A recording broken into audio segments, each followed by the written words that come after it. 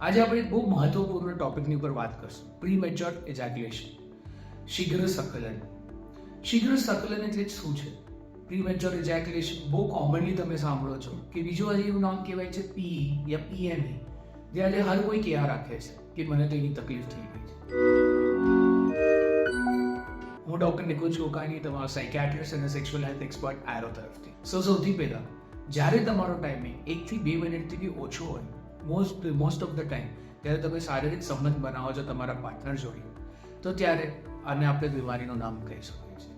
અગર એ 1 થી 2 મિનિટની ઉપર હોય છે યા એખાદી વાર જ આવી તકલીફ આવે છે તો એને શીઘ્ર સ્ખલન ના કહેવાય યા પ્રીમેચ્યોર એજાક્યુલેશન ના કહેવાય. હવે એના કારણો તો બહુ અનેક હોય છે, બટ આપણે એને ડિવાઈડ કરીએ છીએ સૌથી પહેલાં માનસિક, બીજા શારીરિક અને ત્રીજું તમારી રહેવાની તરીકાઓ પર, એટલે આપણે કહેવાય લાઈફસ્ટાઈલ. સૌથી પહેલાં આપણે આવીએ શારીરિક કારણોમાં શું આવે છે કે તમે અગર કોઈ શારીરિક બીમારી છે, જેમ છે મધુમેહ, આપણે ડાયાબિટીસ, કોલેસ્ટ્રોલ વધેલું છે, બીપી વધારેલી છે તમારે, યા કોઈ બી થાઇરોઇડ, બીજી કોઈ શારીરિક તકલીફો છે, તો એના કારણે બી આ સમસ્યા આવે છે.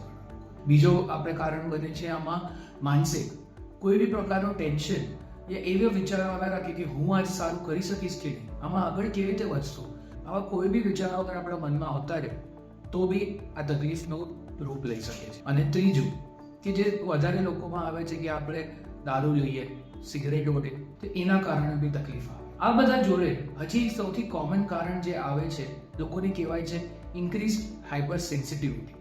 મતલબ આપણું આ પેનિસ જે હોય એની ઉપરના એરિયામાં તમને અડધા ભેગું જ એવું લાગે કે જાણે કોઈ 440નો કરંટ લાગી ગયો.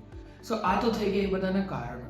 અને ઘણા લોકોને તો પહેલાંથી હોય જેના કારણ બી ના ખબર પડે, અને ઘણા લોકોને થોડો સમય સારું જાય બટ એના પછી બી થઈ શકે છે.